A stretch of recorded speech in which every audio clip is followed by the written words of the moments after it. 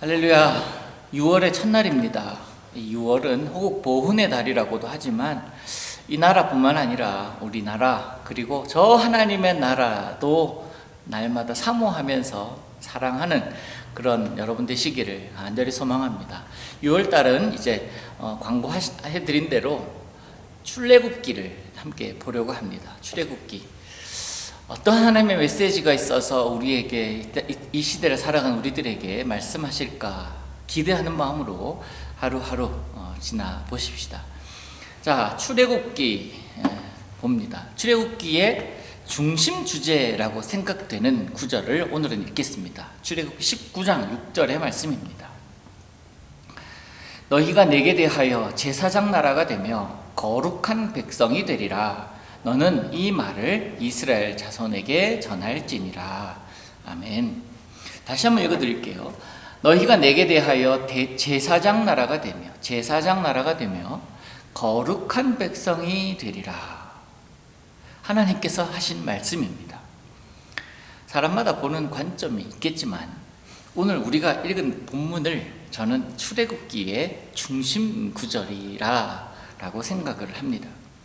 하나님께서 이스라엘을 출애굽하시게 한 분명하고도 정확한 이유를 밝히고 계시기 때문입니다.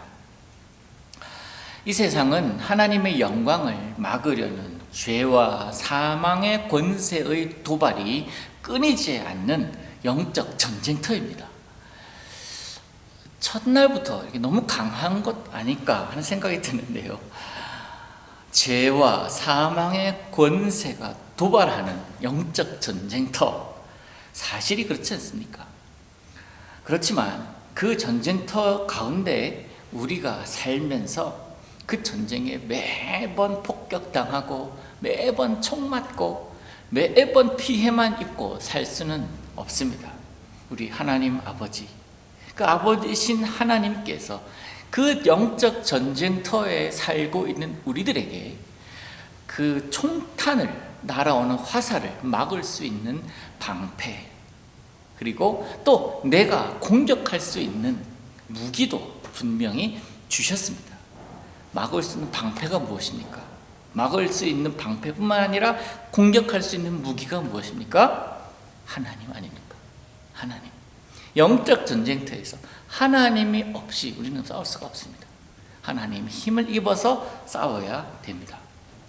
그래서 이 영적 전투에서 핵심은 바로 사망 권세는, 죄와 어둠의 그 세력은 하나님 앞에서 굴복한다 라는 그 전제가 우리에게 필요합니다. 사망의 권세는 하나님을 거부하고 하나님 알지 못하게 합니다. 하나님을 가리려 합니다.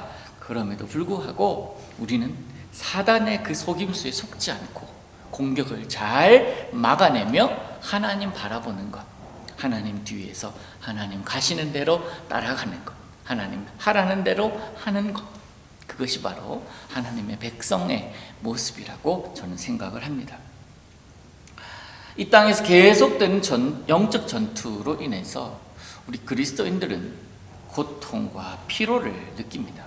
그렇지만 그럼에도 불구하고 우리가 두려워하지 않고 오히려 기뻐할 수 있는 것은 결국 하나님께서 승리하실 것임을 이미 알고 있기 때문에 그렇습니다. 출애굽기는 그거 얘기해 주는 거예요.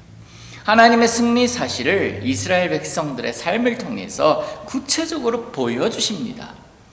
보여주신다라는 것을 다르게 표현하면 하나님이 일하고 계심을 이스라엘 백성들, 그들이 직접 보았다라는 것이고, 하나님께서 그들을 인도하신다는 것을 직접 체험한다라는 뜻이라고도 할 수 있을 것입니다. 앞으로 새벽마다 우리가 출애굽기를 보게 될 텐데요, 단순히 글자를 판독하고 기도 제목을 빼내는 그런 작업이 아니라 분명히 보아야 할 게 있습니다. 그리고 보게 될 것들이 있습니다. 무엇을 보아야 합니까? 하나님. 또 무엇이 보입니까? 그 하나님을 바라보는 이스라엘 백성들, 또 그들을 통해서 우리의 모습이 보이게 될 것입니다. 순종하는 그들의 모습을 통해서 내가 보이고, 불순종하는 그들의 모습을 통해서도 또한 내 모습이 보일 것입니다. 그러면 결론, 나는 어떻게 살 것인가의 정답이 나오게 되겠죠. 이스라엘 백성들은 그들의 힘으로 출애굽하지 못했습니다.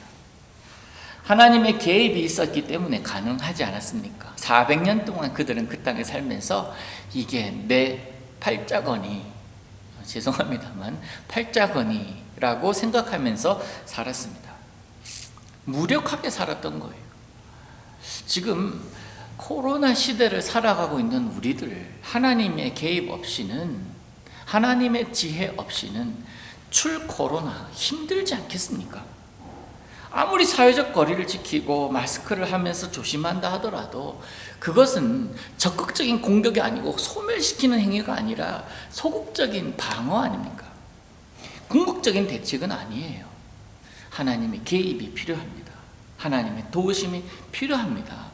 그래서 우리가 계속 123 기도 운동 진행하고 있는 것이고, 이 시대에 그러면서 기도하면서 하나님의 지혜를, 하나님의 임재를, 하나님의 개입하심을 갈구하고 있는 것 아니겠습니까? 우리가 이 출애굽기 말씀을 통해서 하나님의 인도하심을 더 깊이 묵상하시는 기회가 될 것을 약속하십시다.